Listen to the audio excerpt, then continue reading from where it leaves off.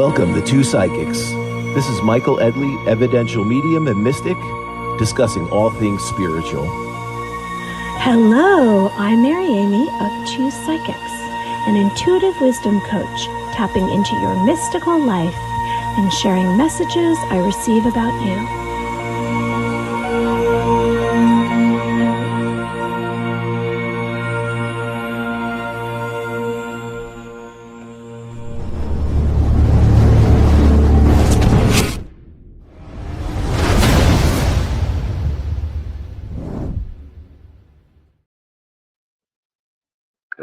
Hello, everyone. I am so excited to be here tonight. My audio and my video is synced up much better than it's been. I'm on a new computer. I am excited. And we have a phenomenal guest for you this evening. We have Reverend Medium, spiritual artist, Joseph Shiel, and he is a very good friend of mine. We're going to have some really cool insight on mediumship, and that is what we're talking about tonight. We are talking about the continuity of life beyond death, and we have probably one of the world's most renowned mediums to speak about this, and I'm very excited for that. And not only am I excited for Reverend Joe that's going to be here, but I'm excited for my co-host, Mary Amy. What is up, Mary? How are you? Hey, Mike, how are you? Welcome. Here we are, episode 90, and it's May 21st. So tonight we have Joe Shiel, Evidential Medium, psychic, award-winning teacher, spirit artist. I'm interested to hear all about that. I want to remind everyone to like and subscribe to our channels. We have Two Psychics podcast on YouTube. We have it on Facebook. If you would like to find anything out about Michael Edley, eyeofthespirits.com, myself, MaryAmyOfficial.com.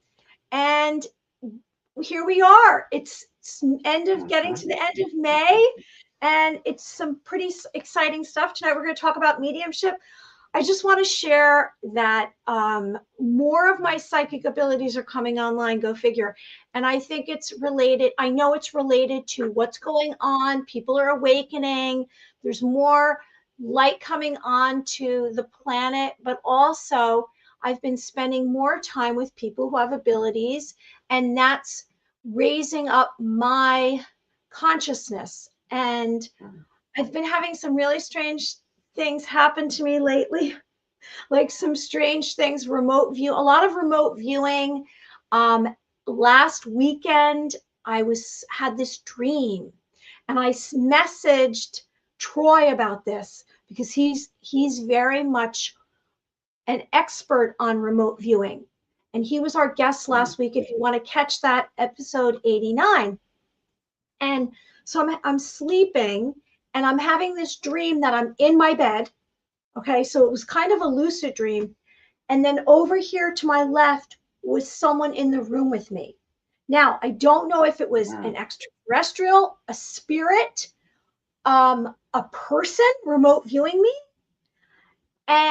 But I saw some kind of yellow around them. I'm not saying it was like golden, like in a good way, but it was a yellow gold color, kind of like the background that you have.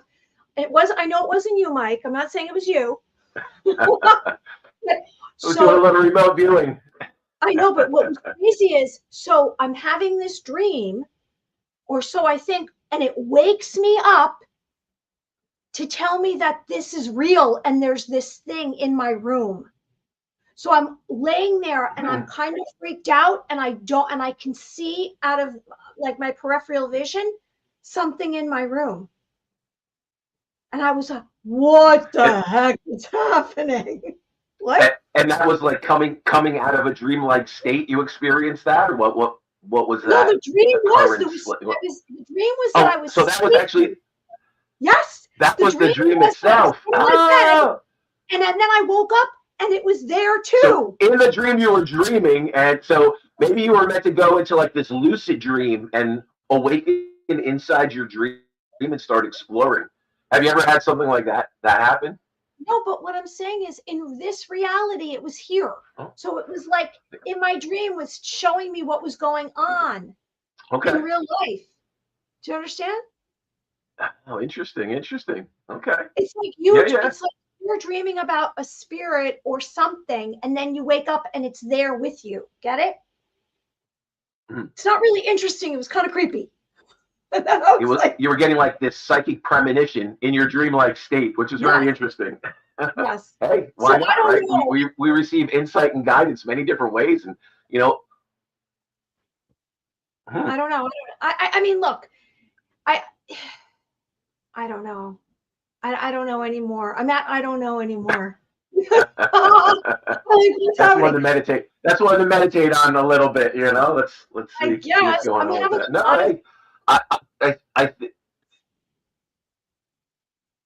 I don't know. What's weird is your sound is cutting in and out on me. I don't know if it's me. Sound is cutting in and out. Sound is cutting in and out. Really? Okay, can anyone tell us what you're hearing? Because we don't know. Can you put it in the comments? What are you hearing? What are you hearing, everybody? Tell us what you're hearing. So does it sound like it's cutting in and out right now for you? No? You're laughing. No, it's not cutting out. All right, excellent. Scarlett tells. Hi, Scarlett. Welcome. I hope you like the video. What is up, Scarlett? Yeah. So I was posting about this tonight on my. Hi, Suzanne. Hi. I see Suzanne. What is up, Suzanne? Yeah, I posted on Instagram and I posted on. Tell me if anyone saw me on TikTok, because I said, you know what? Here we go. Like, let everybody come on board and meet us. Two Psychics podcast. Yeah. We have some really great guests and great topics, and we are devoted to this. Devoted. Mike, my book. You've got to read my book. And you haven't given me a quote for my book. You haven't given me a quote. I will. Absolutely. I will. No, Scarlett, I'm not on Snapchat. We'll have to sing. I'm too old for Snapchat. Do you post on there? No, I don't. Go ahead. We're all timers. You got to get us on Facebook, Instagram, TikTok. So TikTok is probably the most youthful social media we post on, right? Yeah, TikTok. I mean, look, not like it's like I can't do everything. So everyone out there, are you having your own psychic abilities? Because as we have just more disclosure and this advanced technology comes out, and some of you watch videos with sacred geometry and activate your DNA, because a lot of our DNA has been hidden from us. We don't really know what our abilities are. Like, I've had a near-death experience, so I had at 2 years old something that triggered everything. But other people, like maybe someone in our audience, oh wait, what does this say? Are you guys in different rooms? We are in different rooms. He's in Jersey and I'm in New York. I'm in the basement, right? I'm in Mary's basement. You know, she keeps me and KG down here, and she just lets us out every once in a while. I'll say, okay, boys, come on up. You can come up out of the basement. Yeah. So just disclosure, and everyone. What? Yes. That's cool. That's cool. No, I was going to say, we are in two different rooms, technically two different states. Yeah, technically he's on the Jersey shore on the water, and I'm in New York on the water, which I'm very thrilled about. And I just, I'm just going to get into drawing all of these pictures of these extraterrestrial experiences that I've had, and any of these other demons and witches and spirits and all of that. And I need a quote from you for my book. So what have you been? Okay, so what might be going on though? Okay, so think about this. Think about our guest that's going to be coming on in a little while. You know, Joseph Shield, and how in his process he actually sees spirit and draws them. So he's actually seeing the spirit that you're connecting to and drawing them. So maybe you're having some type of psychic energetic connection to the spirit that's around you, or inadvertently even connecting to spirits that are present, in the environment that you could be in. So we'll have to ask Joe a little bit about that and how it initially started coming to him.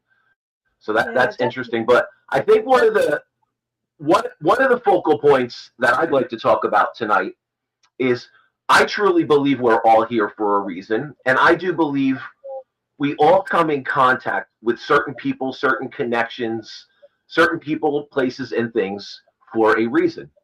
And that's what I'd like to say about our guest tonight. You know, Reverend Joseph Shield, I have to credit him for aligning me and opening my eyes to this world of mediumship.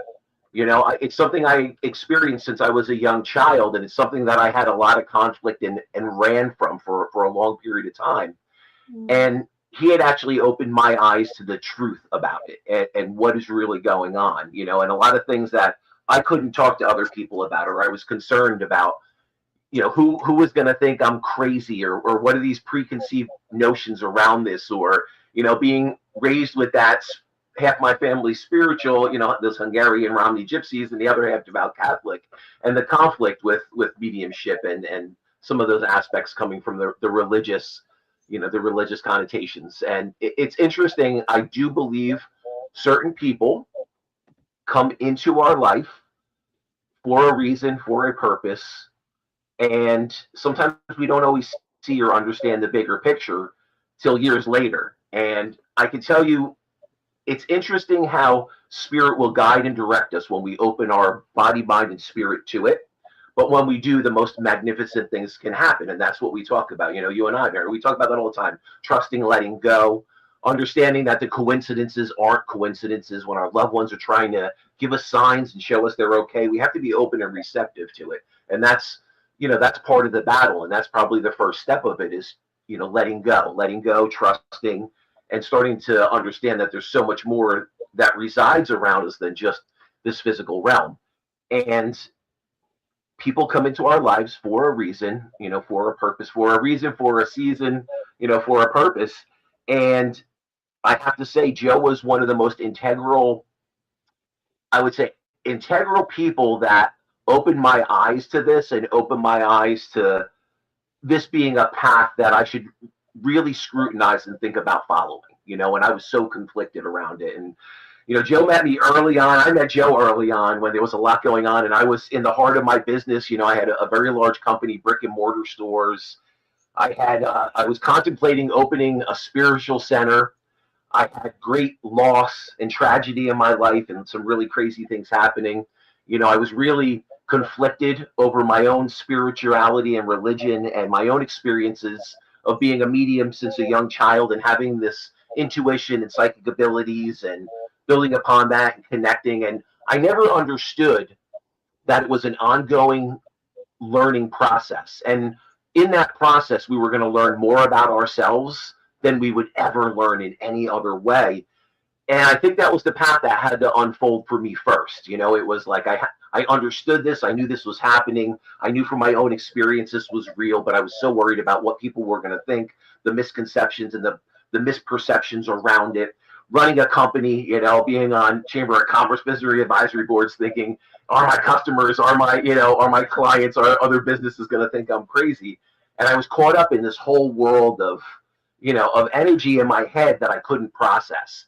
And I have to say, when it's interesting, you know, the saying, when the student's ready, the teacher will show. Well, that was that moment in time where the universe dropped Joe Shiel in front of me and everything had changed. So I'm very excited to talk to Joe tonight. I'm very excited to share Joe with our audience and what he does and the way he approaches mediumship, the way he approaches spiritual connection, and just the honor and I would say the pride and the way in which he does it is a way in which all mediums should strive to do it. So I'm very excited to have Reverend Joe here with us tonight. And I can't say enough positive things about him. I agree with you. It's when you have a calling or when you start to sense something shifting, and maybe it's coming through in the spiritual message, maybe it's your intuition that's kicking in, Yep. maybe it's synchronicity, surrender to it, because that's a new path. That's a different avenue than maybe some of the experiences and the belief systems that you've been around, and you say, this is an alternative. Maybe it'll come through with a supernatural event, something paranormal. Like, we have these experiences that are paranormal, and it is scary because it's unknown and there's a little fear around it. Like, oh my gosh, where is this going to bring me? Is this going to be good or bad? But trust. If you have trust, I was a couple of things, two things. Someone said to me yesterday, and it was a beautiful thing. I hadn't spoken to this person in a little bit because I've shifted around my part-time job in the Matrix. And they said, because of you, I'm praying now to Archangel Michael. And I was like, oh my God, really? Like I had an impact, and you don't realize you have an impact because I speak about Archangel Michael and the angels that I connected with since the age of 2. And then the other thing related to people judging what we do, I was at a luncheon today for another job in the Matrix, and these ladies said to me, we want to ask you about, and they hesitated about what, this psychic thing, this intuitive thing.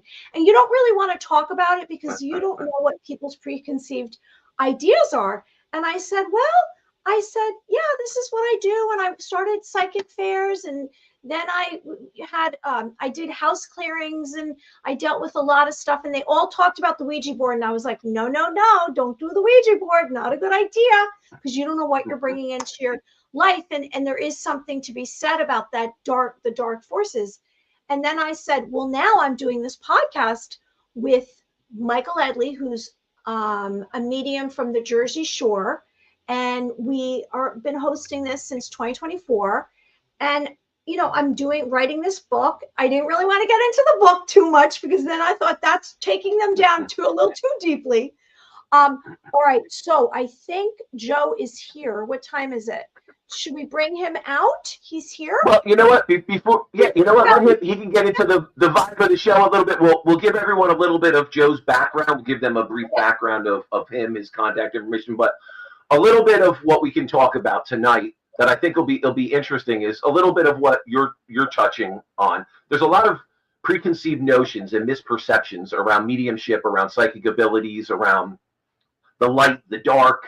Is a demon going to jump out of the medium from my session and attach onto me, or what happens around this? What are some of the preconceived notions? And I think there are a lot of misconceptions. There are a lot of things that have been sensationalized by the movies, by TV. And what I appreciate about certain mediums like Joe that want to do this in an evidential way, that want to bring through the facts, that want to bring through the evidence, and want to do this to be of service, that want to do this because they want to show that the continuity of life exists beyond the physical body. Death is a false perception of the end, and it's not. And if we can show, or at least open people's minds to the aspect that there's this beautiful divine spiritual realm that we're intertwined with, and we coexist within, part our higher self, part of our soul is there, part of our soul resides in that realm, as aspects of it are here in this low vibrating 3D realm. And I think that's something that we can probably shed a lot of light on, some of the misperceptions around this. I think a little bit of the history of mediumship, where Joe sees mediumship going. I think, we could definitely do some deep dives. I'm excited to talk about some of the misperceptions around this, and how mediums should be doing this, what we should be doing to try to further this and open people's minds, bodies, spirits to this, to see that it's something truly divine, truly something that can open us to wisdom, enlightenment, knowledge that we wouldn't be able to receive in any other way. And there's nothing evil, demonic, or bad about this. This truly is our God-given divine ability. And I want to talk with Joe a little bit about some of the differences of, we hear aspects of, everyone is psychic, but not everyone's a medium. And some mediums are born, but then we see mediumship abilities arise in someone, many, many decades later in life. And some of the aspects of the variations around that, the variables, and maybe why it occurs in some people so early on. And some people, it's a journey that they go through, and it could be a little bit of a roller coaster ride that leads them there. But Mary, I'll let you take over and share with our listeners a little bit about Reverend Joseph Shiel.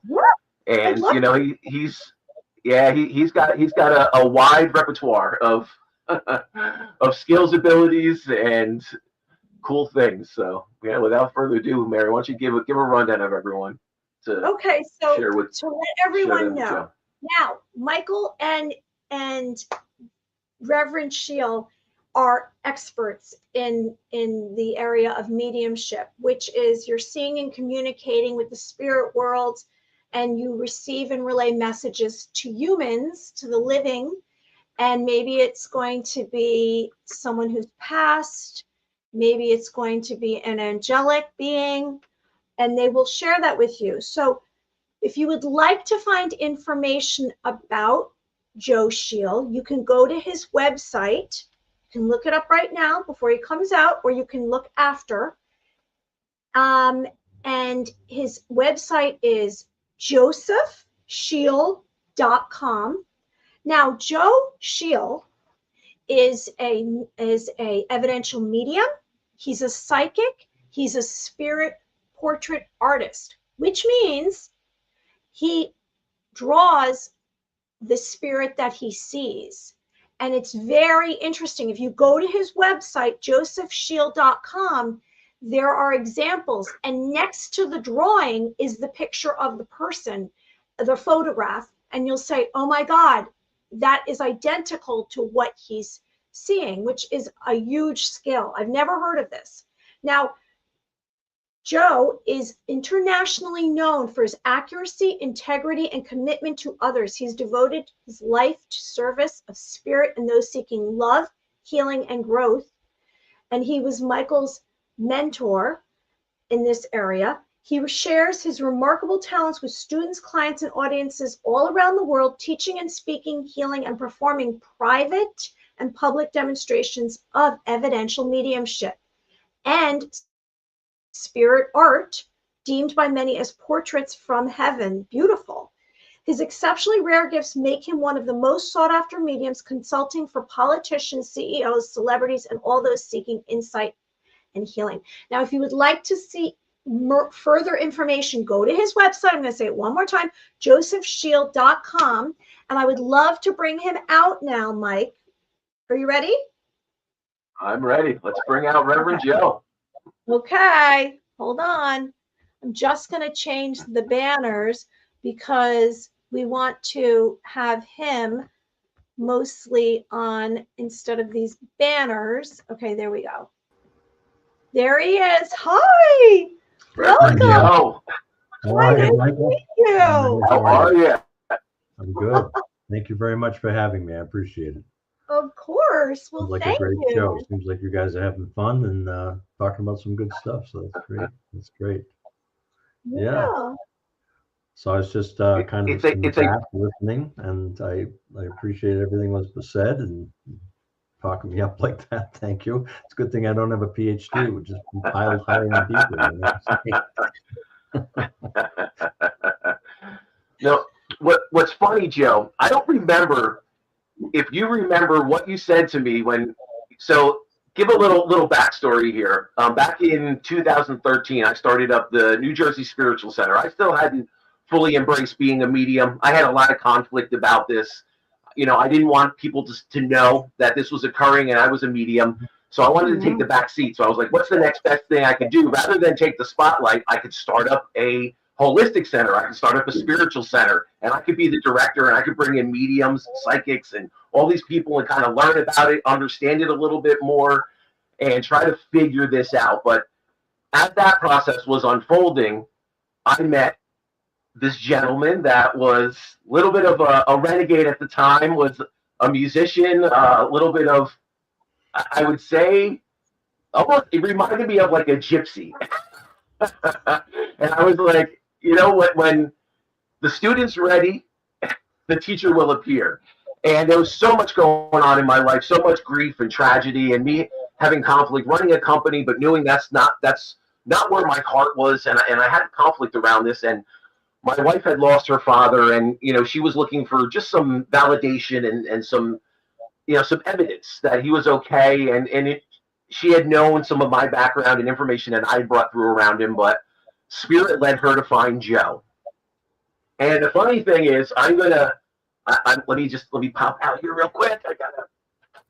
So how I was introduced to Joe is I didn't know my wife was going to have a reading, and her good friend went up to this place, The Journey Within, up in North Jersey, and they're like, this place, we've researched it.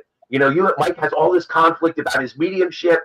We're going to help him find his way. So they started researching mediums and spiritual centers, and they found this guy that he sees your loved ones and he draws them, and there's no way he could know what they look like, and we have to see if this is the real deal. Well, I'm going to hold up what Michelle came back with, and this is a portrait from this is Michelle's father, and this is, wow, this was back in 2011, August 19th, 2011. And, she shows me this, and she comes home and she says, Mike, something's really going on with you. And I think we found the people that you're going to need to talk to about it. And she showed me that picture, and I remember just thinking, okay, if someone can draw your father that has never seen a picture of him and has no idea who he even is, and bring through that clarity of evidence, then I think that may be the place where I need to go. And lo and behold, one thing led to another, and here I am. I'm like, I have to see what's going on with these people, what's going on with this guy, and I'm doing an aurograph with Joe, and all this crazy. And Joe's like, I normally don't start talking about mediums with this stuff with people, and he knew, he must have known, or on the back end, I had all these questions and all this conflict because it all started coming out. And so much so that he actually was like, I need you to come back. We're going to continue this and do a part 2 on your aurograph. He's like, I'll be back here in 2 weeks. Can you come back and we'll finish this? And so many questions and so much stuff came up around that just, made me really question what's my path. I'm having these experiences. I know this is something that's really happening.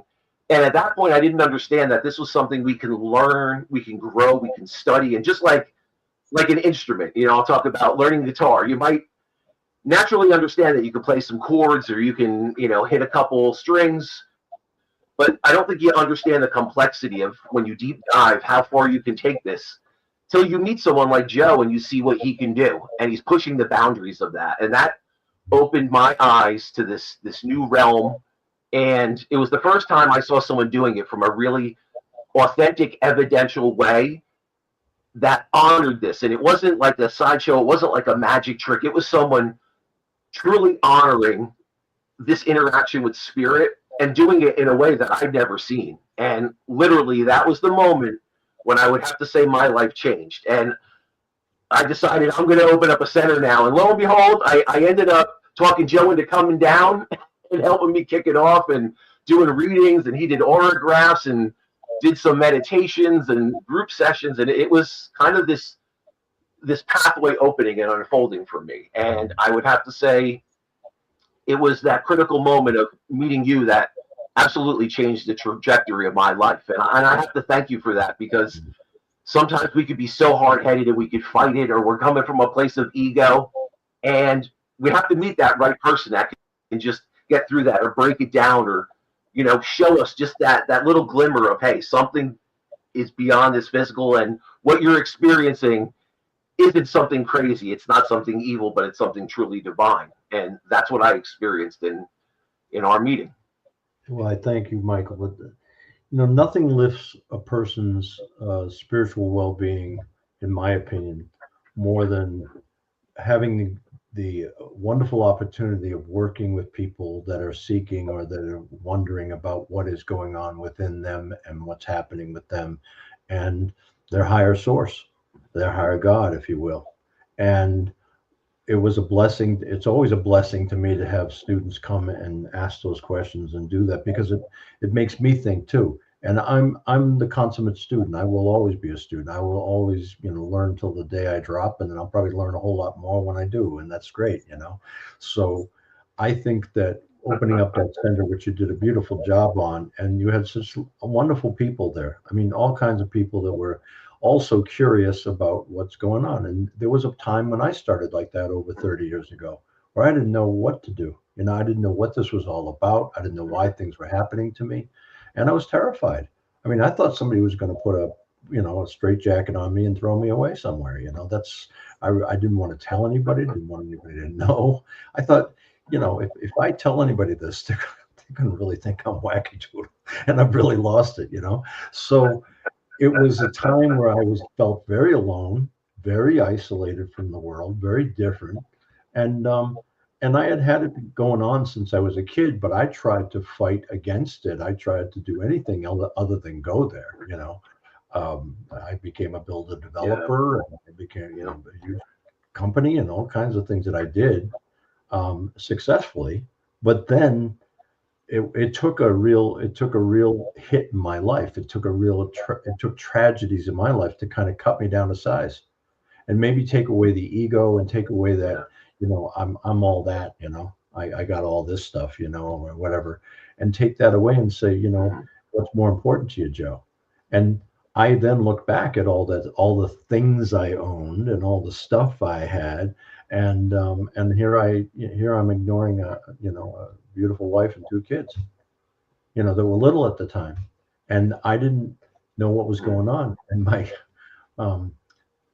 everything kind of came down, slammed down, and my wife met somebody else, and that was it. You know, I was now out of a marriage, out of the things, out of control. And I, at the time, started to kind of look into mediumship, and I was practicing, and I was working with a shaman, Carmen Bisolo, from his grandfather and father were both, I don't know if they're still around or not, but his grandfather and father were both down at Machu Picchu and as shamans. And so I knew nothing about shamanism. I didn't know if I should go anywhere near it, because I was in the Catholic seminary. So I was like, what am I going to do here? You know?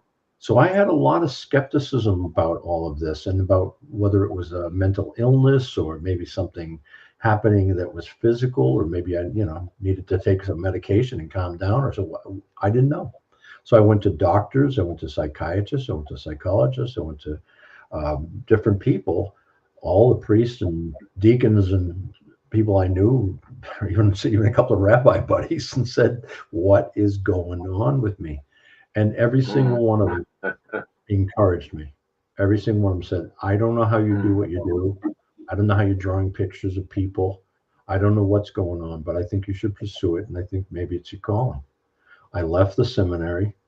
I was, you know, doing little circles, and I was amazed at what was happening, but I didn't feel like it was me. I felt like it was like an altered me, if you will. And certainly that's what I learned in time. It's an altered state of mind.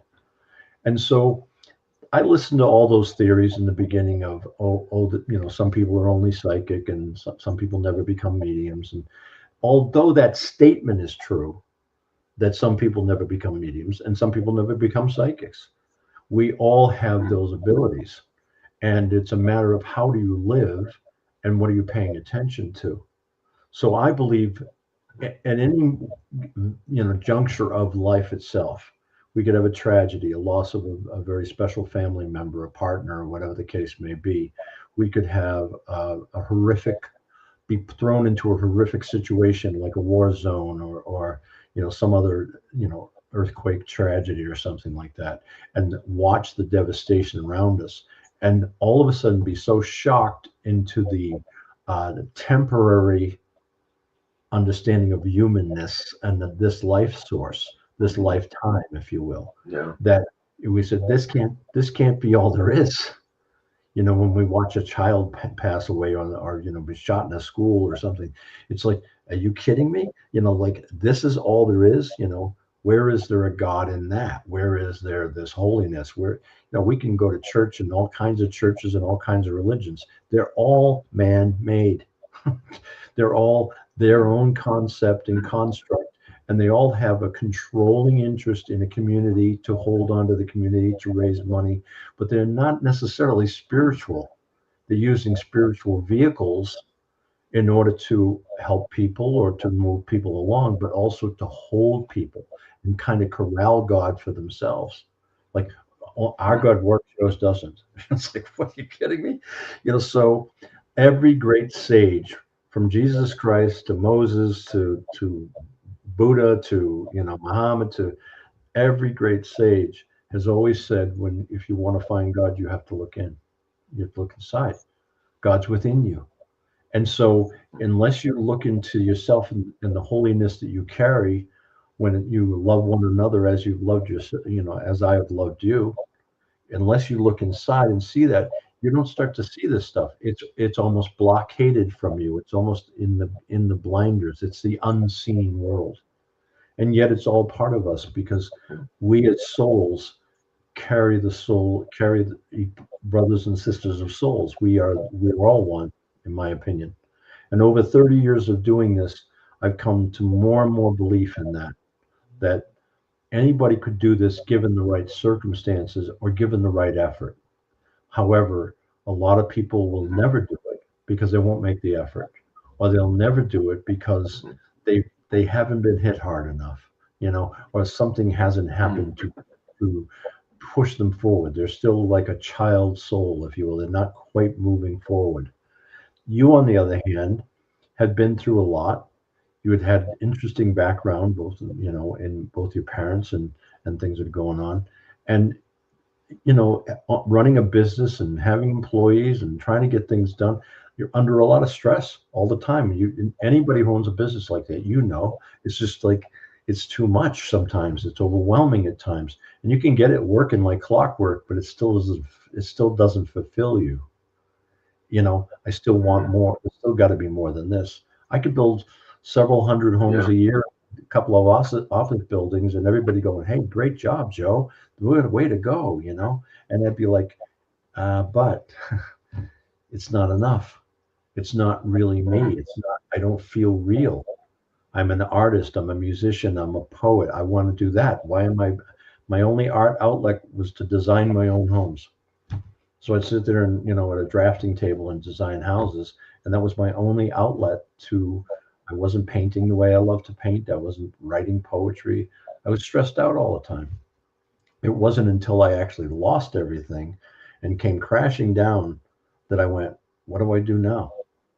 And sure enough, that still soft voice within me, when we listen to the spirit world, if you will, we listen to that unseen place, and we listen with everything we are. And at the last resort, we hear words. We can feel it. We know it's there. And we start to listen to that. We go, maybe there's something more I can do. And starting to help others and be there for others and speak about these and talk about these and have conversations and debates about these, that's really what brought me to it. So when I met you, I saw that in your eyes. I saw that in your face. This is a very smart young man who needs to open up and just see whether this is right for him. You can always go back and run your stores, or you could always go back and do that, but do you want to? It's like, now that it's different, life is different, and life is more fulfilling. No amount of yachts or country clubs or anything ever fulfilled me. It wasn't enough. It may have been enough for a lot of people. You can go out and buy the nicest suit. It's like, so what? If that doesn't make me happy, then what am I doing? You see what I'm saying? Yeah. So people might laugh at that today, saying, boy, I wish I had a yacht. I wish I had a country club.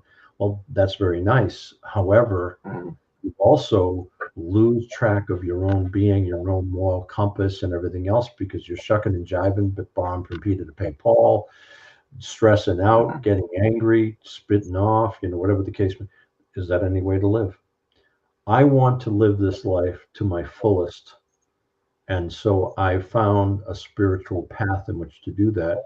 And I had been given these abilities, these talents, and I knew that it was my responsibility to follow them and to perfect them to the best of my ability. And I'm still doing that today. And I'll a long road to go before I sleep, in other words.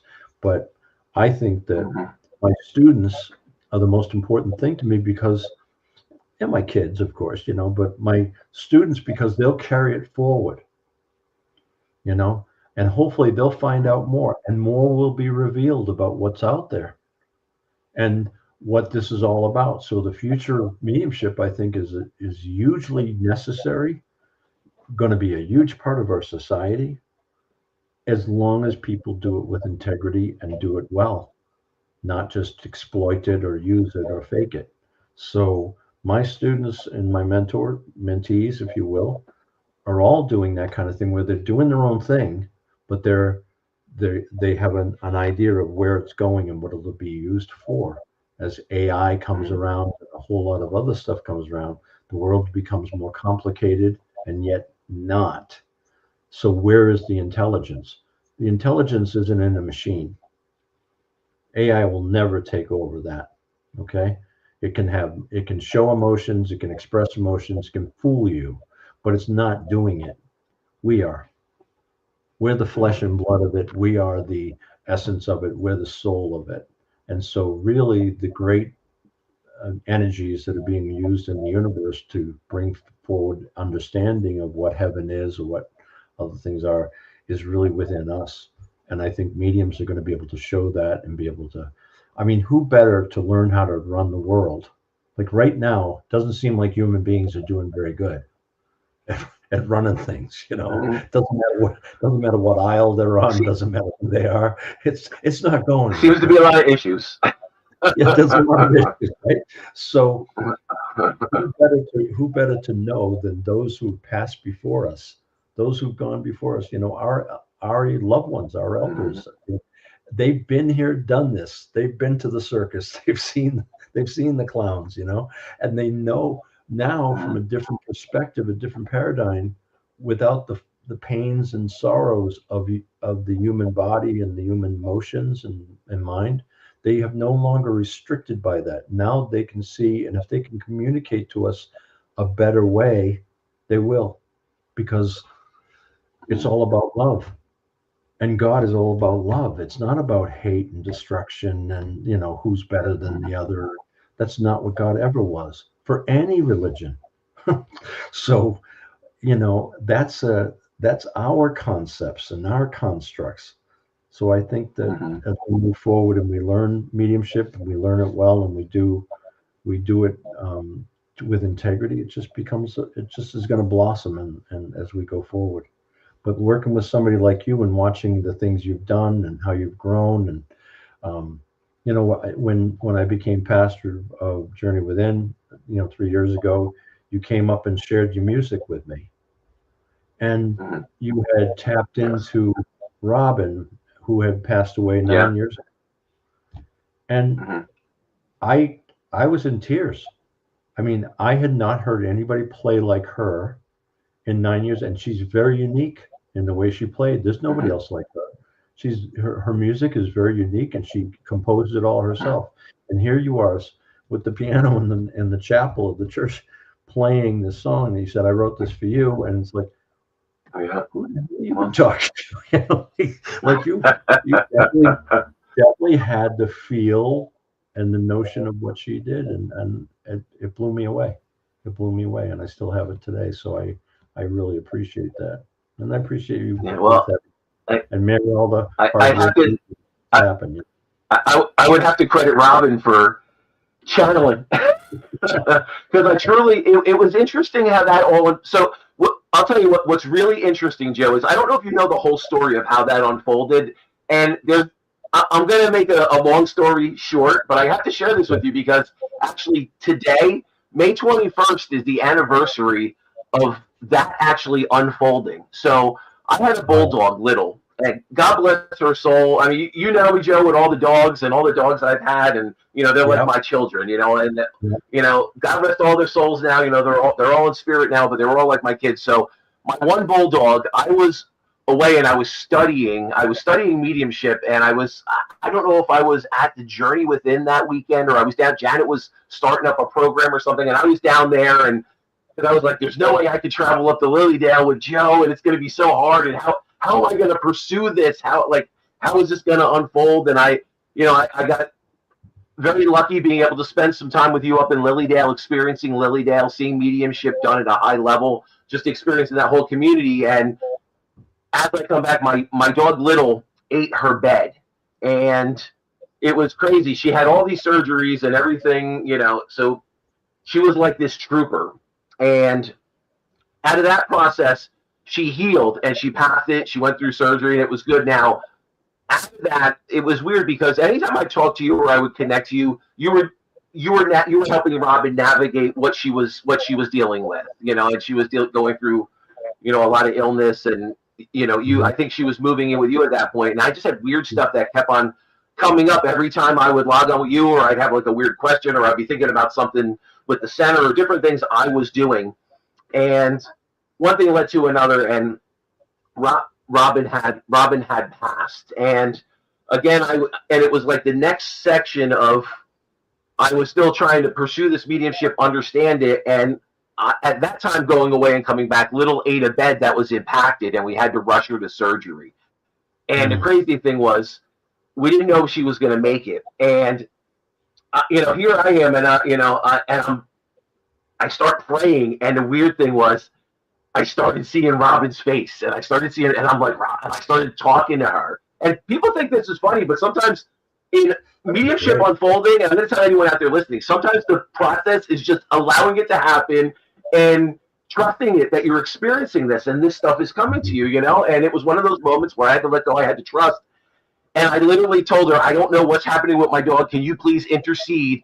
And I don't know why this came to me, that we needed to write a song for you. I don't know if, crazy thing is, I don't know if at the back end you were asking for a sign. You were like, Rob, I need a sign and I need a song, or like something crazy like that was going on. But I am telling you, in my mind, I heard her say, Mike, we are going to write a song.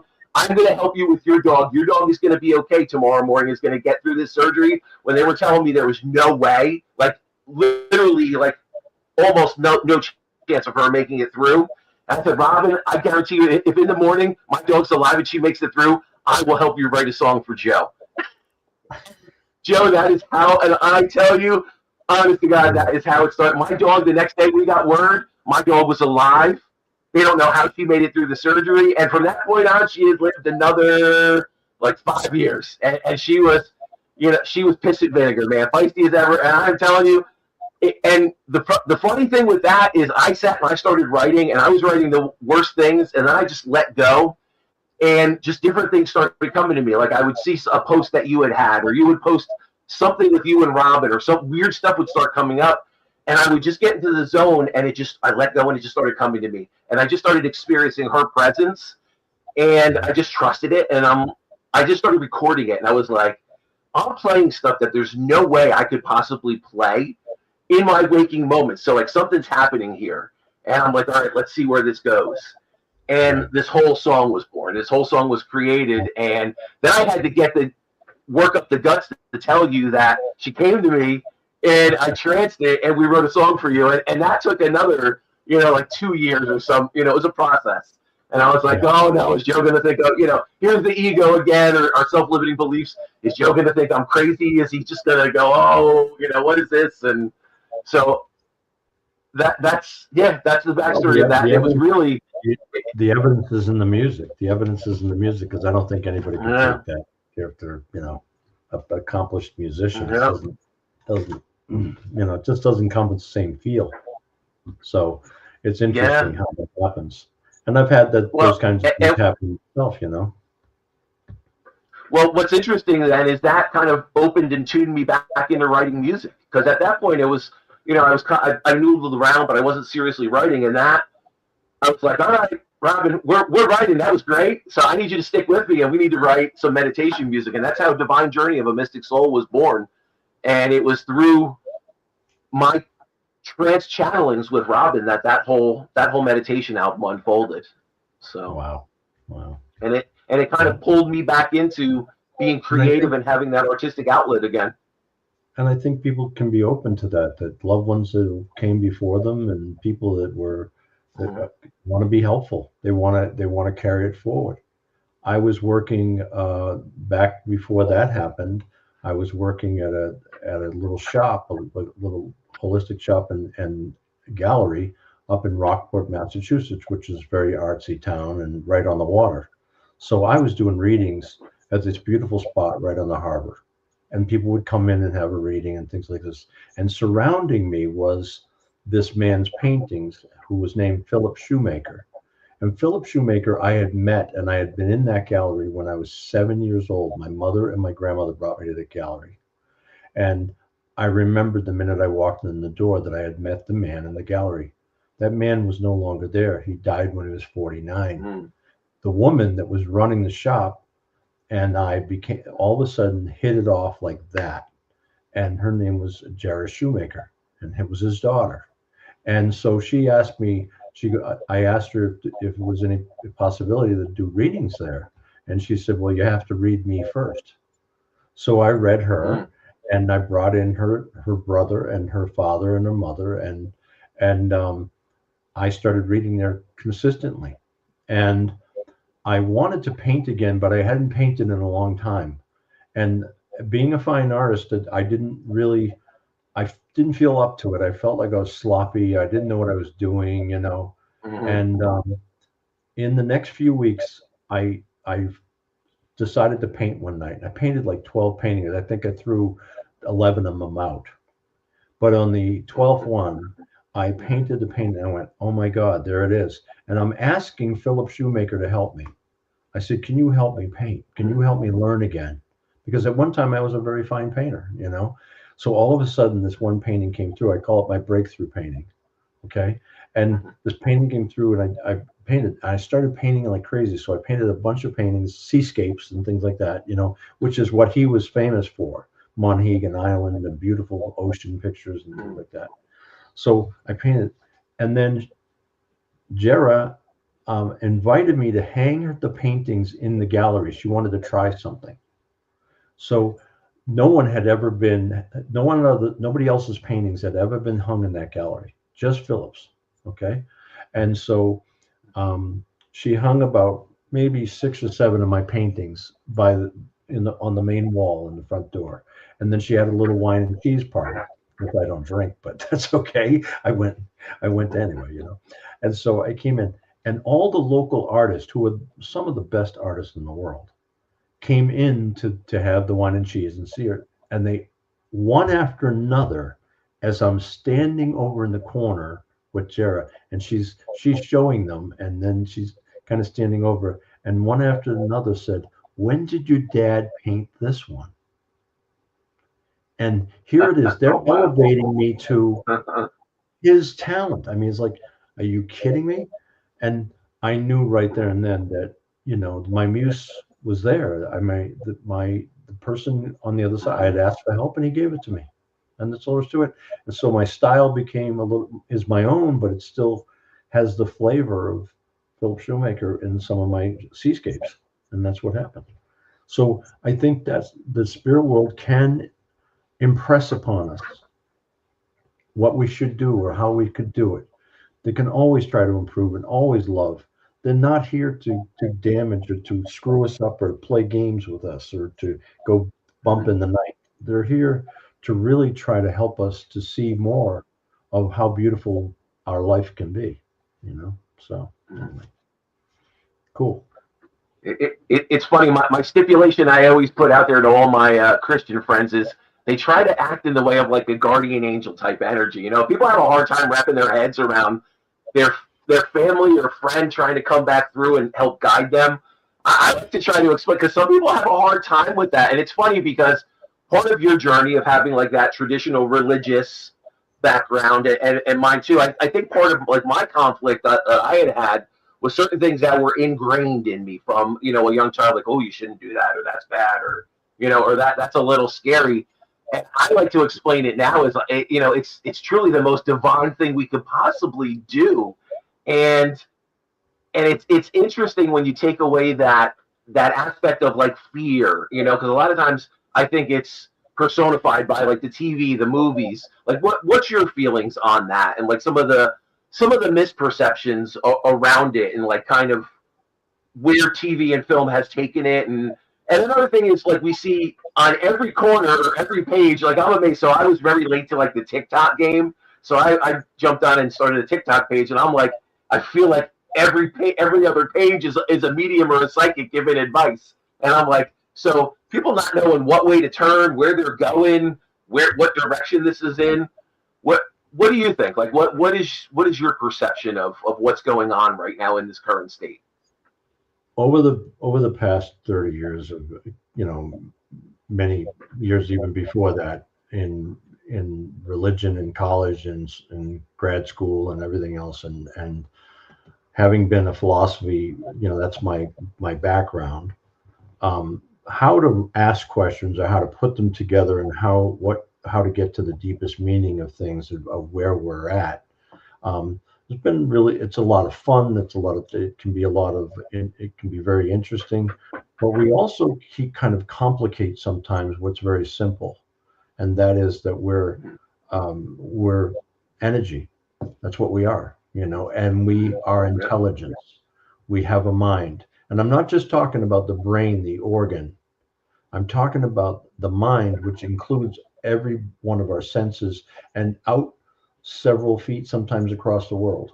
Our senses can sense a long way. That's how we can pick up a telephone and, we think of a friend and all of a sudden the phone rings and they're in California and we're in New Jersey or whatever the case may be, We can send energy on waves of concentration almost anywhere. We have tremendous abilities beyond what we use. And we're learning that more and more. I've been involved in the science of mediumship for many, many years now. And I'm a member of the Forever Family Foundation, one of their certified mediums, which means that's highly tested, mediumship. You do double blind readings, triple blind readings, which means, it's very difficult to get accurate information if you're reading for somebody who knows somebody who knows somebody who lost somebody. And you never meet those other two people. You meet this person who, you don't know. So where are we going with this? We're trusting the spirit world to bring us information for the third person and have it accurate. That's what's kind of really cool. And I'm talking about names, dates, and serial numbers, that type of thing. What was the apartment number? What street was it on? That type of thing. What was the license plate number of the car? And even more than that, even more unique personal things that no one else could have known. And so in being in those tests, there's a lot of different testing that goes on for all kinds of things, okay? Being a spirit artist, I've been tested a lot for facial recognition. Now we have facial recognition. Long before we did, I was being asked a lot of questions of how do you see them? How do you get them? How do you perceive them? Today, we have facial recognition that's being used by law enforcement and otherwise.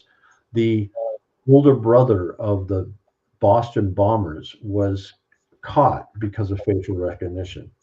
Enough people had enough description where they put it into the machine and AI came up with his face and then found his way.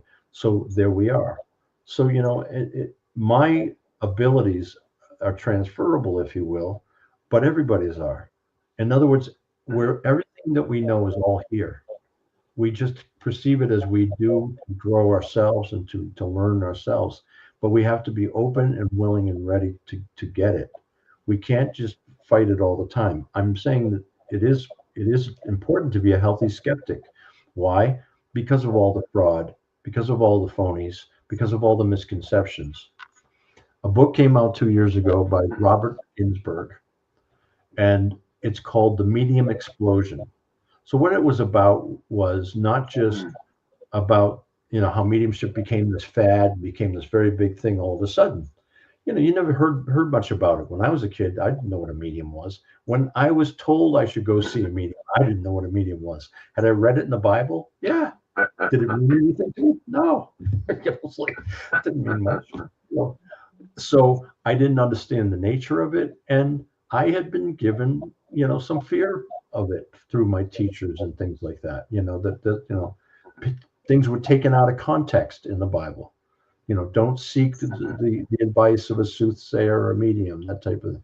Well, in that passage, it's taken out of context. In other words, we want you to figure it out yourself. Don't go finding their answers from others. You need to kind of do this. You need to take personal responsibility for these decisions. That doesn't mean go and get advice and do what the psychic tells you. Okay. So, but that taken out of context, all of a sudden the medium's evil, or the soothsayer is evil, and that's not the necessary truth. I mean, a lot of advice is given throughout the Bible, throughout the Quran, throughout other, documents of documentation, understanding, and pass on from everything in Buddhism to Christianity to to early Judaism. It's all over the place.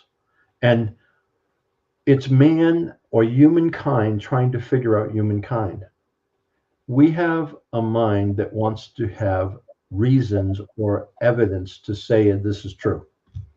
We want to know the truth. And so therefore, we try to make sense of it. So we put 2 and 2 together, or 4 and 3 together, and we try to figure out which is 4, which is 7, and we're trying to figure it all out. And we have constructs. That's how angels, teachers, and guides came into place. People experience angels all the time, mostly in the Western Hemisphere. Most of the world doesn't believe in angels. Most of the angels that are believed in are Europe, Western Europe, and the United States. That's it. Okay. Most of the other countries do not consider them or call them that. They have other ideas of what they might be. Okay. Spirit teachers. We've experienced someone coming to teach us, and we say, "Oh, that's my teacher." And many people will put them in robes or in halos or like an angel or whatever. And it all comes from things that have been known or seen in the past. If you look at old Baroque paintings from the 1800s or the 17, 1600s, 1500s, 1400s, most of the paintings that were done by artists like me did not have electricity. They didn't have nice fancy lights and cameras and everything set up in a studio to do a nice portrait. They had a couple of candles in the corner. And so what happens is your eyes move and you start to see halo type energy or the glow behind the person. So all of a sudden people have halos. This is the constructs that were made. Things that look like wings, things that look like this.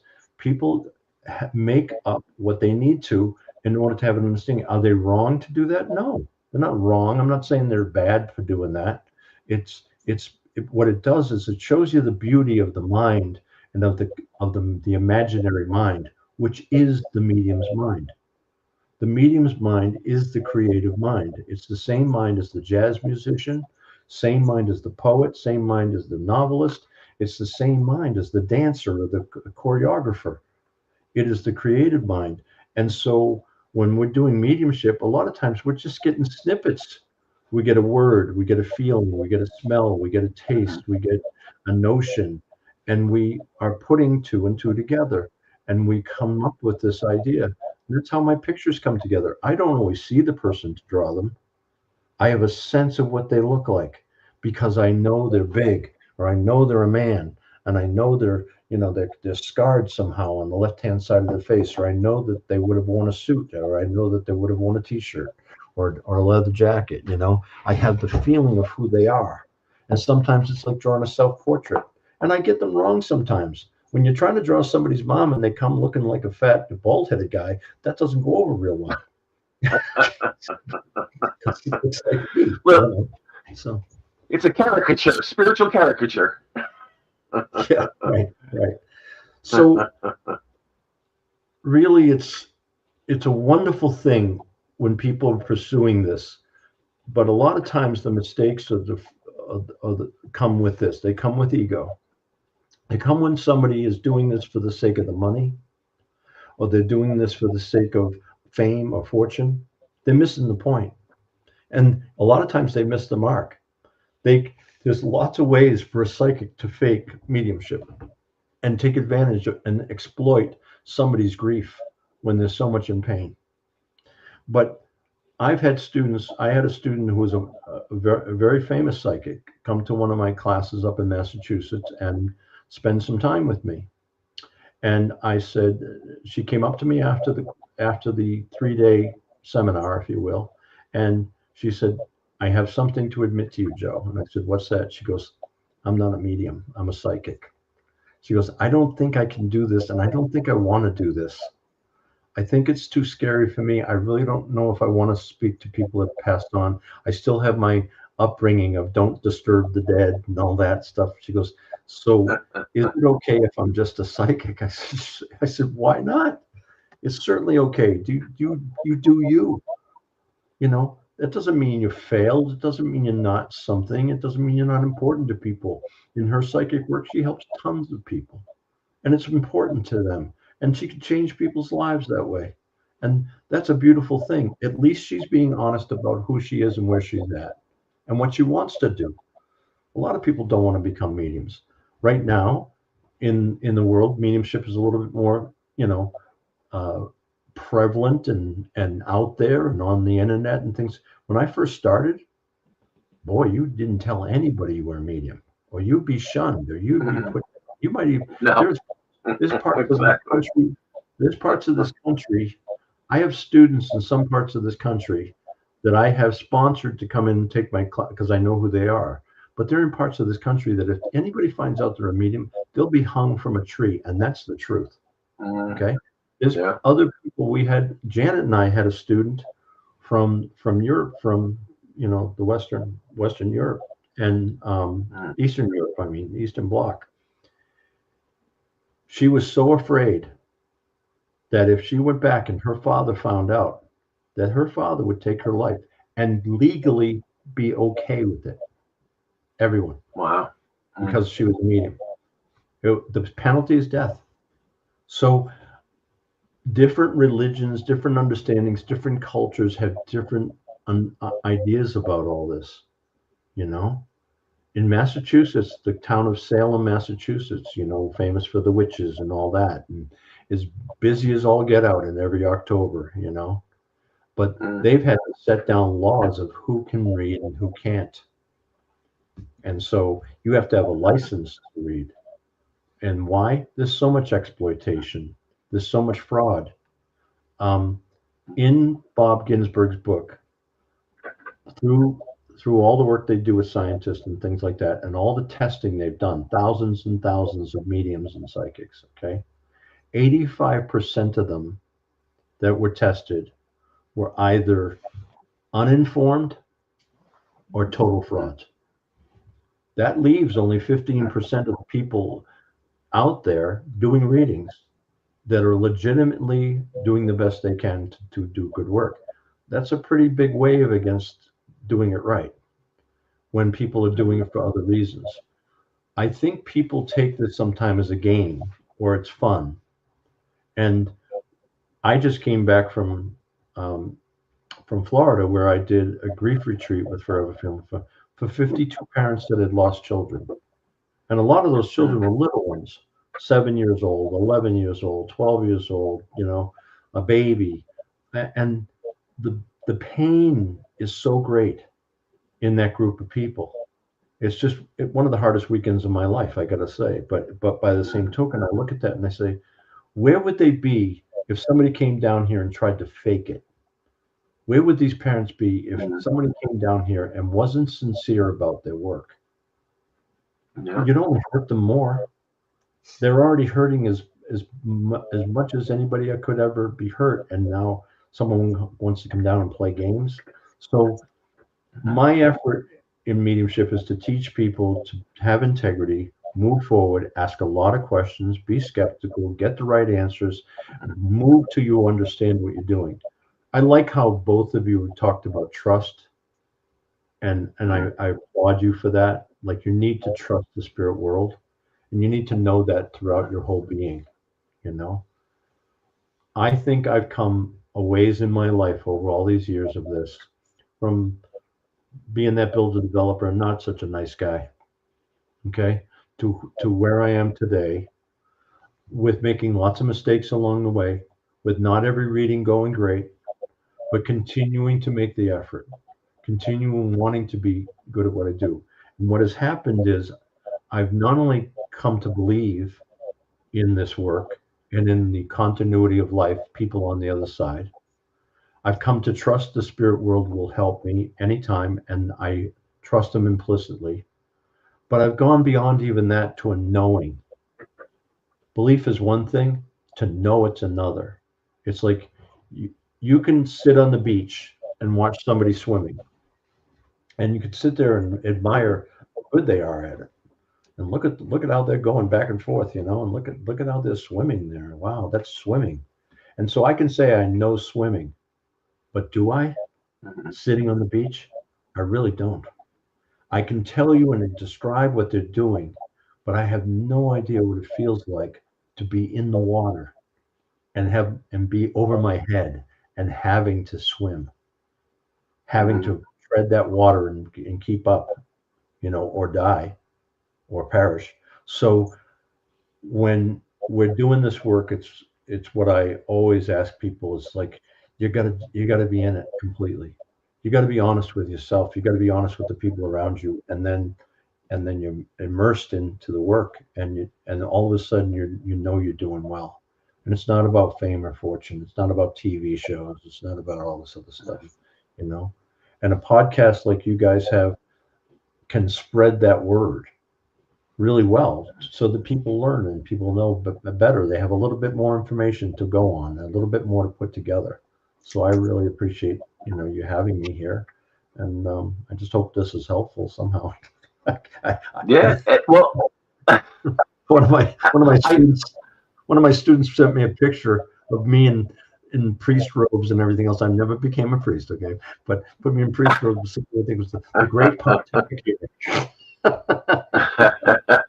Well, so now, Joe, let's take a step back. I'm curious. I'm going to ask you a question about that, because we've talked about a lot of this stuff over the years, but I'm curious. At that point in time, did you find yourself in a place where you really didn't have anybody to turn to or talk about these experiences you're having, and you were like, all right, church, spirituality, let me go that route and see if I can understand, or if someone can explain this to me? Or was it like you didn't really have anywhere else to go and try to understand and learn it? Or like, how did that path open, and what? I didn't know the terminology. I didn't know where to go. I didn't know what a medium was. I really didn't. It had been happening to me since I was a little kid, and I just thought I was, I'm weird and I got to stay away from anybody and I can't tell anybody. So a lot of it was reclusing away from even having the discussion, because I knew even when I had brought it up a little bit before, I got shut down, or I got, something was wrong. I saw my grandfather walk into my room when I was, younger, after he had passed, and he died in front of me on Christmas morning. And so I watched him walk into the room, and we had a conversation about the Red Sox, and he said everything's going to be okay, which is exactly what he said to me before he died on the kitchen floor in front of me, So I ran down the hall and I told my father, I said, Grandpa was here. Grandpa's here. We had a special name for him, but I said, Grandpa's here. And my father, go to bed. It's like, but Dad, I ate too many pickles at dinner. Go back to bed. And so we looked for an explanation, and we looked for an excuse to normalize it. And what I think is happening is, as we go forward, mediumship itself and the possibility of the continuity of life is becoming more and more normalized. It's not as scary as it used to be. It's not poo-poo or faux pas as it used to be. It's not something to ignore. It's something to possibly look into and accept.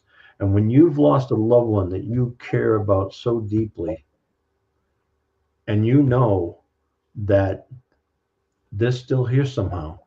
It's not just my memory. It's not just my feelings. I feel their presence. That's when you really start asking questions, because you think, will I ever see them again? What was this all about? What's the meaning of life, Alfie? That type of thing. My poem that you probably read it before is, in my book is, there is no death, there are no dead. We do not die after this life we've led. There is a better place, a heaven above. There is no death, or there is no love. How could a loving God put us here for no reason? For 60 years, 70 years, for 5 years, whatever the lifespan is, put us here and then rip us out. Hey, thanks. What was that about? No reason. Just that. No growth, no continuity, no advancement of the soul, no evolution of who we are as human beings and the souls. It doesn't make any sense. So even the agnostic or the atheist, when I ask them questions, they can't answer that. There has to be a reason. And I do believe that we're being loved, and we're being loved completely. We make choices sometimes that hurt us, but sometimes those hurts or those pains that we go through are actually molding us and shaping us and stopping us from doing more, and having us go forward. And I'm talking about over the years working with the worst of the worst. I mean, I volunteered at Attica Prison for 5 years. I've met some of the worst, okay? And I have to look at those men as a soul, as sick as it may be, you know, and as justifiably they're locked up for life. That's the consequences of their actions. But I have to see, where is their soul in the midst of that pain, in the midst of years of incarceration and things like that. We need to see the beauty even in the pain. We need to see God's grace even in the pain.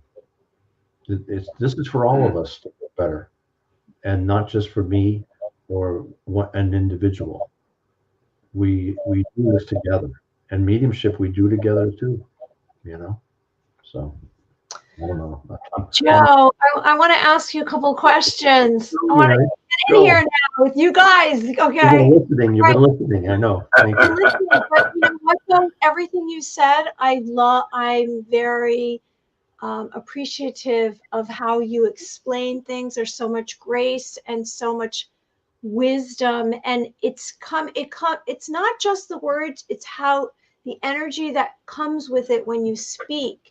And I can see how you can talk to, whether it's one person or many, and you are changing people with your words.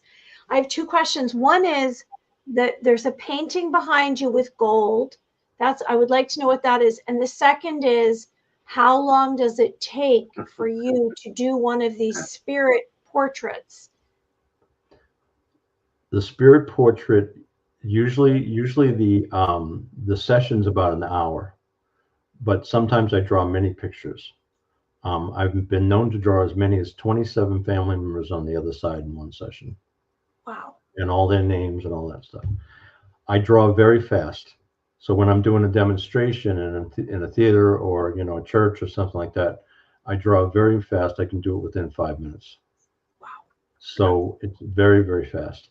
Some of them are, you know, some of my multiple drawings are very characteristic. They, like, the nose is big, so it's really big, you know, the lips are big, so they're really big, you know, and it's not the way I want to draw. Because if you look at my website, if people went to it and they go more about Joe, you'll see some of my poetry. My music's not on there, but perhaps and maybe in the future.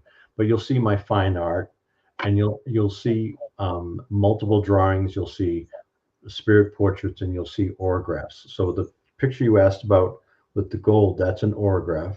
Okay. And then the one next to it is called The Wolf and the Swan, which is a personal statement. It's one of the most popular paintings I have, but it's a personal thing about, it's kind of like me taming the wolf within me so that I can hold the swan, you see? And so with gentleness, if you will, okay? And so those are the paintings. I don't know if I can. What is an autograph? An autograph is a soul journeys of a person's life. So I'm in the midst of teaching that right now, a series on that right now, where you use symbolism, color, movement, the line, the texture, animals, things like that, to make you kind of go around a person's life. So if I sit with the person like yourself, and I walk you through your house when you're a little kid, remote viewing. Wow. And I introduce you to your family, that type of thing. I tell you where all the tchotchke is, okay? So you know that I know you, and I know you from the beginning. And then I start to walk through some of the choices of life.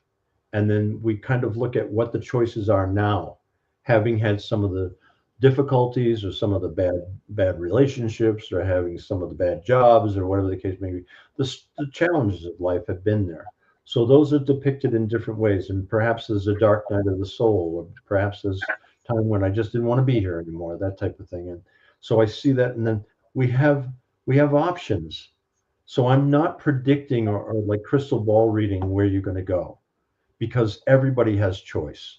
And you know, you can be a great psychic and you can predict what's going to happen based on the energy, based on the patterns of behavior. But the minute they get out the door, they can make a different choice, and they can do something totally different. So what the autograph's about is, what are those choices and what are the consequences of those choices, so that you have more clarity in your choice. So the autograph becomes kind of an affirmation. People hang them on their walls. I've had people who goes, I have it right in front of me on the wall in the bathroom. When I'm sitting down in the morning, I look at it. It's like, great. I'm making bathroom. You know? But you know, we live. It's where we live. It's what we do. And wherever two or more of us are, there I am, or there the great one, the nature, the overwhelming spirit is. So it's working with people to see the possibilities of their life and manifest a better life or a better road ahead, and choose, when they see the things that would tear them down or make it harder, they can choose to avoid those. So that's what they're about. Wow. I've done hundreds of them. I don't do as many anymore because they take me so long. But they used to be not 2 sessions for Michael, right? Nowadays, yeah. What's funny is you have to minimize my picture, Mary. I'm gonna have to go grab my autograph off the wall and just bring it so our listeners can see it. I'm gonna go grab it real quick because it's funny. The first part of that session, I remember Joe turning to me, and I think Janet at that point, because Joe was working out of the Journey Within, and he had a small room to the side, and I remember her knocking and being like, Joe, it's like 11:48 or something. And we're like, what? And him and I got so into like talking and just, you know, it's like we hit it off, and the rapport was, you know, we just it clicked, and here I am with someone that can help me understand what's going on, and here we go, you know, an hour autograph, and it's not even done, and it's like going on midnight. And he's like, all right, we're gonna have to reschedule this, and it was a funny process. So I know we have question number 2. Oh, okay. You gotta wait. All right, hang on 1 second. Okay. All right. Michelle heard, and Michelle has an autograph too. So the funny thing is, anyone out there that knows me, the funny thing is my wife was the guinea pig first. She's actually the one that experienced Joe and what Joe does, and the one that kind of opened me to it. But Hi, Michelle. yeah, so this is so funny. All right, so I don't know if you're going to be able to see it good, but what's crazy is if I actually took everybody through like what I was experiencing. So what you guys have to understand is this was what he told me was about a 10-year cycle in this, and it's crazy. I could take you through how things unfolded up until the process of me trying to understand my mediumship and what I was experiencing, to actually letting my old life go and completely opening and dedicating, you know, my new journey to this. And it's let me see if I can. Let me see if we can get a good, clear. It's going to be hard to see. Let's see. Yeah. Where is it? Is it in front of the camera right now? Hang on. Okay, wait. I have lots of overhead lights. Oh yeah. Let me see if I can get it to focus in. Wait. There it's better. Yeah, now it's better. It's all. I have like a blurring background on right now, so it's blurring everything other than me. Let me see if it'll. There you go. If I make it look like my face. There you go, right there. You can Now see some of it, but I see it. yeah. All right, let me put it. I don't know how well you can see it, but I'll just say it's awesome. I'll post some pictures of it so everyone can check it out. And I'll actually, you know what's going to be cool? I'm actually going to post some pictures of it. I'm going to talk a little bit about it and some of the things that Joe had told me about my journey. And it was weird things that I was like, all right, I just don't know how this is going to unfold or what's going to happen around this. And, you know, obviously I was talking to a medium at that time, and I had to trust, and that was part of the process. But amazing how certain things in there and different relationships and things that I had to navigate were kind of unfolding in that picture. And when I sit back and look at it now in hindsight, I'm like, wow, that was pretty wild. And almost down to the year that I decided to sell my business, my company, and like literally do just completely shift to a 180 and totally shift the direction of my life. So, but you saw it. It's in there. It's in the autograph. Okay. So when pretty you wild. And funny thing, so let me just, and I'll end this by saying this. One thing you had told me, Joe, and it's funny, is you were like, I don't know how you're going to do both. And I remember you telling me, I don't normally tell people they're supposed to be doing mediumship, or, this is definitely a journey that I want them to explore, but I'm going to tell you that. And I remember thinking, oh, cool. But I needed to hear that, and I needed to kind of have someone light a little fire under my butt. And I think that's sometimes what we need, someone to kick us in the ass and get us on our journey. But it truly was, that experience, it was life-changing for me. And, again, I have to thank you for that, because at that point in time, the question I'd have to Mike is, are you happier now than you were before you did it? Yeah, the funny thing is, it was, like jumping blind, not knowing but trusting. And yeah, it was the best decision I ever made. And I would say the way my life has shifted and changed, I could never look back and go to the life that I had. It's just, it's a different path, and yeah, and I could never look back. Yeah, absolutely. Absolutely. I can say that for myself, I don't know if it's you become ready first or you become ready after accepting the challenge of being in this area. And I wanted to ask you, since you are doing these kinds of orographs for yourself, and you're always evolving, it's so obvious, can you also see your path and and you just say, okay, I can see that path ahead of me. No, I'm going to take this one. Can you see all your paths and you decide?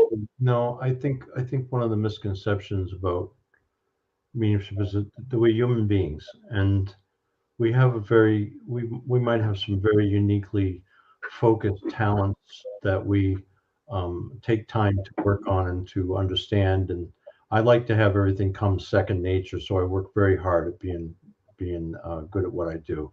However, I'm a human being just like anybody else. I've lost a lot of people over the 30 years of doing this. I lost my dad. I lost my best friend. I lost my stepmother. I've lost lots of people, and the grieving is no different for me as it is for anybody else, even though I do believe that I have an understanding that we have a continuity of life. There's still the physical missing of somebody. There's still the mental anguish of not being able to have a clear conversation over a cup of coffee. There's still the pain. But there's beauty in that pain, because I think it's all very temporary, and we will see each other again. So I am growing. When I see my path, it's usually, I believe in what we think becomes things. In other words, manifesting is that simple. You are what you think. And so if you think something, you begin to talk about it. The minute you start to talk about it, you put it into reality. You almost make a contract to do it. Next thing you know, you're doing it. Next thing you know, you're achieving it. And next thing you know, you're there. And that can be good or bad. And that has nothing to do with evil. It has to do with your own negativity. If you don't believe in yourself, then you're going to be thinking negatively, and the next thing you know, you're going to get negative. So it's not so much about positive thinking. It's about accepting life's challenges and going forward. I could think of things I'd really want in my life, and I do believe that there's a higher source or higher beings, it's the souls that we love that have gone before us, that may not want us to have that, because it wouldn't be good for us. It would hurt us. And sometimes they'll give us exactly what we want, even though they know it's going to hurt us, because it's the only way we're going to learn. And so we do things sometimes. All of us have made decisions, lied to ourselves, lied to others, that we, that in my old Catholic life, I'd be running on Saturday night to go to confession and say a few Hail Marys and get rid of it. But you know what? I did things when I was a little kid, and after that, no confession was going to take it away, even though I was given absolution. My own guilt, my own fear, my own misunderstanding. So it's about becoming more intelligent about what you're doing. It's about working very hard at getting all the information so as to make clear choices. It's called discernment. Discernment is making an informed soul choice for one's future, one's well-being, one's being. So I constantly am in a state of discernment. Where do I go now to help my soul be more pure, to be more comfortable in my own skin, to be okay? And I start every day with not what should I do, Joe? You know, I don't start my day with, you know, punch list of what to-do list and things like that. Yeah, I have to-do lists like anybody else. You know, I got to clean the garage. I got to do this. But I start every day with, okay, God, what would you have me do today? Because I'm in service of that. I'm in service of the spirit world. I'm in service of God. And my life is committed to that. And I screw it up all the time. But I think getting back on track, as fast as I can get back on track and serve God again, the better. So I constantly have to catch myself when I want to go do something that's good for Joe, but it may not be good for everybody around me. And that's not the right thing for me to do. It can't be selfish and self-centered. It has to be, what can I do that's going to help me learn to love Joe, but to be of service in such a way as I'm not being selfish or self-centered. And when I do that, my life kicks along pretty well, and I've got some beautiful people that I've met in my life, including you two, that I'm grateful for, because it shows me, it gives me hope. It gives me hope in the midst of a world that's sometimes killing each other. You know, and I think if mediumship comes that, and science proves it along the way, whatever the case may be, that we're going to see a lot of shifts in the way people handle the world as a whole. This is a small place, tiny little planet, a speck of dust in the universe, and we are responsible for it. And I think the more we, I think a lot of what's happening right now is to kind of expose what you know, what can really ruin things and what can really help things. And we pick and choose what we need and, you know, leave the rest and get going.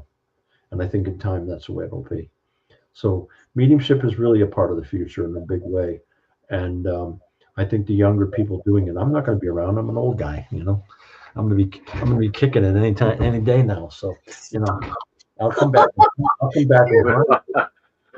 You know, you still have much youthful exuberance. Much youthful exuberance.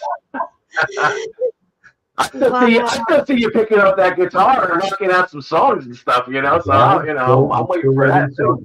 I'm still writing songs. I'm still doing things. Somebody sent me a picture tonight, which was so funny because I hadn't seen it in probably 50 years or 50 or 60 years, but they sent me a picture of me on stage dressed as a king in a play. It's just so funny. Nice. It's crazy. I'll post it one of these days. But anyway, I've done a lot of things in my life. You know, I've tried a lot of things, and I do have a bucket list. So I'm going after that next. So there we go. Nice. Yeah.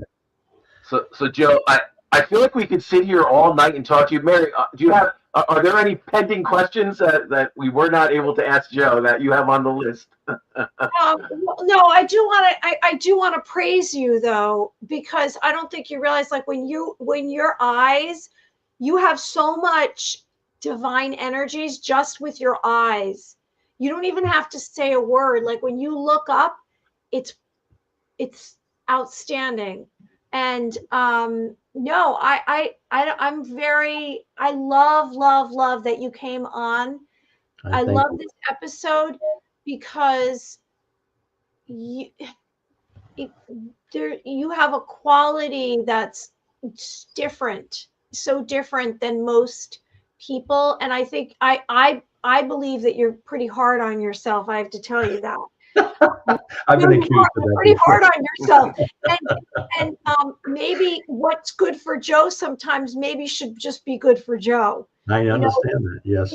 Like you said before, you're human, and that's how we have to do things for ourselves sometimes, and not for everyone else, because right, it's a short time we're here. Well, I have had some experiences tonight that I haven't had before. I had three beings come in here and while we were talking, which was bizarre. So I don't know if it's the two of you together, but it's good. It's good. I'm figuring it out. Do I have a question? Did you write a book? Are you going to write a book about your life? I have a book. I have a book out of poetry. Joe does have a book. Okay. It's called The Edge of Wilderness. And it was considered the best poetry of that year anyway. Wow. And it's been out for a while. I have 3 books in the works right now, and hopefully I'll have those really moving along soon to be published. And there was a book being written about me and about my life, and about 10 years ago, kind of pulled the plug on it, and but it's still there. And so I had more life to live. So I'm kind of looking for somebody to do it with me or for me, because I don't want it to just be my perspective. I want it to be an honest perspective about me, which means the good, the bad, and the ugly, and it's okay, because I think if it's going to be a story of my life and all the crazy things that all the debacles and things that I've been through, I think it's necessary to not just make it look like I'm all that in a cup of tea. I think it's necessary to see that everybody struggles, and everybody has challenges, and everybody makes mistakes, but that doesn't mean that that's the end. What it means is that we all continue to show up, suit up, sometimes have to shut up and just do what we need to do to help others and be there for other people. I do take care of myself, Mary, because without me, I've got nothing to give. So I can burn myself out pretty quickly. I've done it before. I'm good at it. You're right. I can get that Louisville Slugger up behind my head so fast it'll make your head spin. However, I also have a lot of time to spend in prayer and meditation, and kind of do a mindful meditation of where am I at and what's important and what isn't, and then start again. So it's a constant restart all the time. And it's good. Okay. Thank you so much for the questions, though. Great questions. I hope those 3 spirits don't bother you too much. No, thank you so much.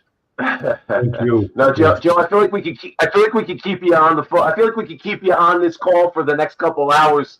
I mean, it's just such a great conversation. And so I guess what I would like to say is we're not going to keep you on, first off, all night. Don't worry about that. But I appreciate you being here so much.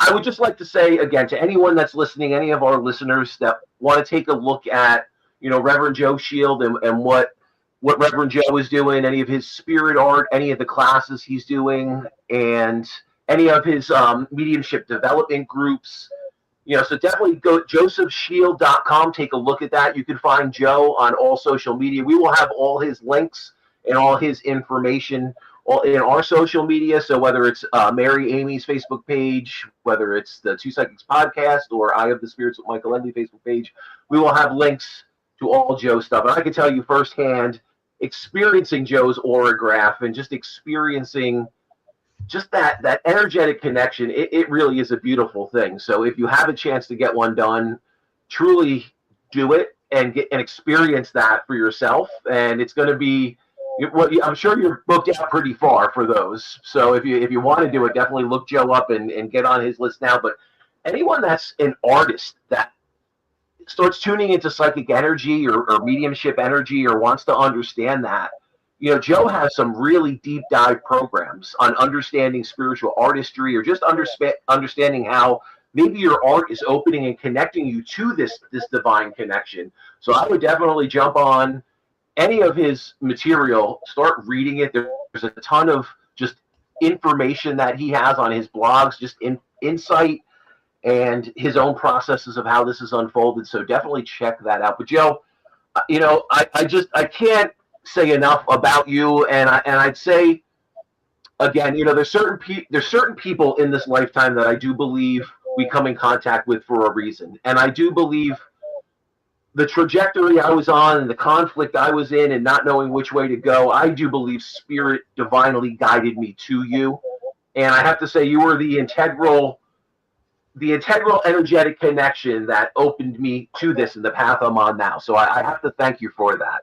And well, thank you. I do believe, and one thing I do think that we have to honor, like Mary, one thing I do want to acknowledge in any of our listeners is there was this old world of mediumship and psychic abilities and this stuff that people didn't really understand. It wasn't really talked about a lot, but kind of this old school stuff that was bridged into this new realm. And there's some pioneers that kind of bridge that old world realm of mediumship into this new realm. And I would like to say, Reverend Joe Shiel is definitely one of those pioneers. He's one of a handful of people that really wanted to show us this could be done in an evidential, authentic, honest way that is done with such integrity and just such a beautiful divine process that we can honor those that we love. We can honor this process of grief, and we can try to understand it while being open to skepticism and allowing people to be skeptics in this, trying to bring it through in such an evidential way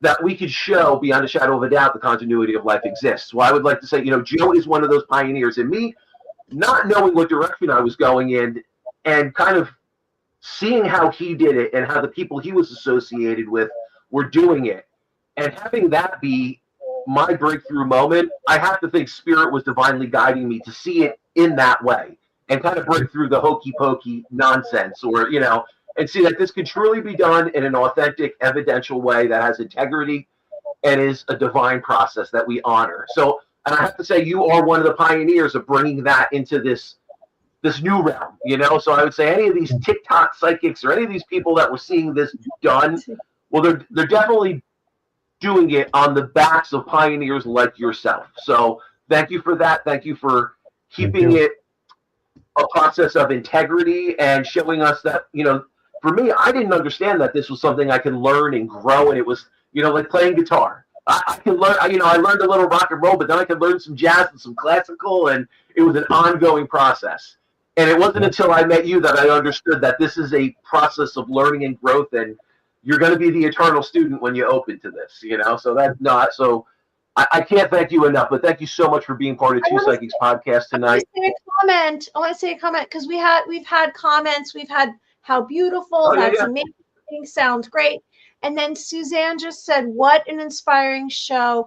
Joe is authentic and has brought some answers regarding things in my life. Faith gives you strength.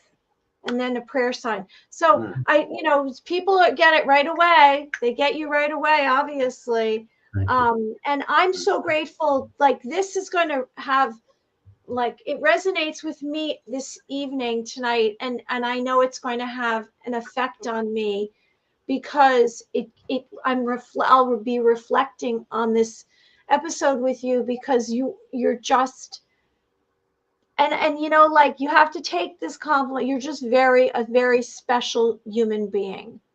Thank you.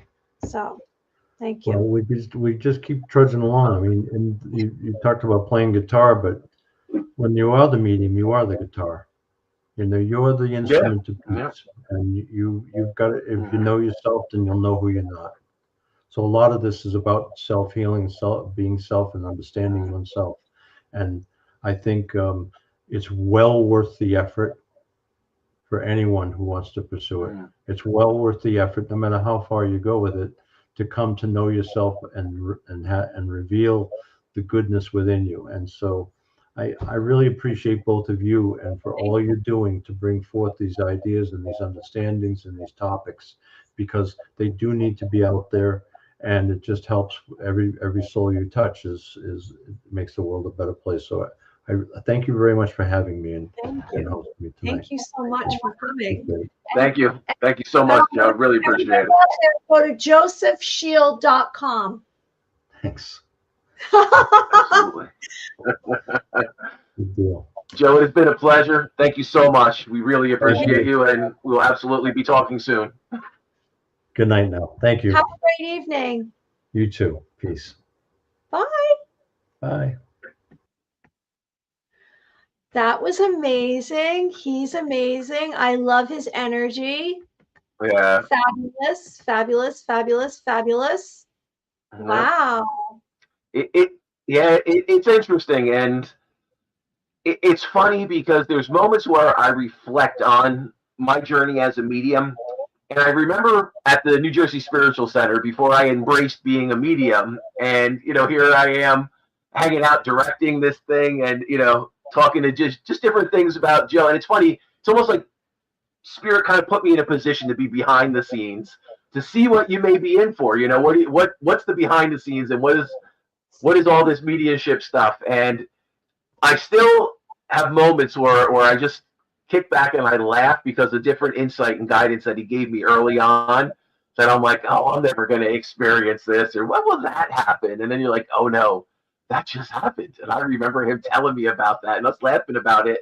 And it's just funny, but when you have someone doing it on a level of integrity that Joe is doing it, and the people he's working with, and people that the founders of mediumship, we have a lot of people from, Joe had mentioned Arthur Findlay College, and just some of the pioneers of this. Well, those old school pioneers that were trying to do this and instill these values and doing it in this authentic, evidential way. Well, Joe is that soul that is taking from that old world learning and understanding, and he's bringing that into this new world of mediumship. And from this, I'm hoping, people like us can even take the next step with that as we further that, and we keep this growing and this awakening happening, and people understanding that, this is truly a divine gift that we all have.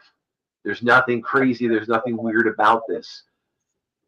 When we can channel and tune in to this beautiful divine energy, the knowledge, wisdom, and guidance that will come to you will shift your life in so many beautiful, unexpected ways that we can't even begin to tell you, how empowering this can be. So, take the dive. But anyone that's an artist and maybe they're seeing different faces or portraits, or they may be connecting to otherworldly things that they're trying to sort out and figure out, take a look at Joe's stuff and him talking about spiritual artistry, or channeling and understanding that energy, and maybe how to process it, different techniques around that.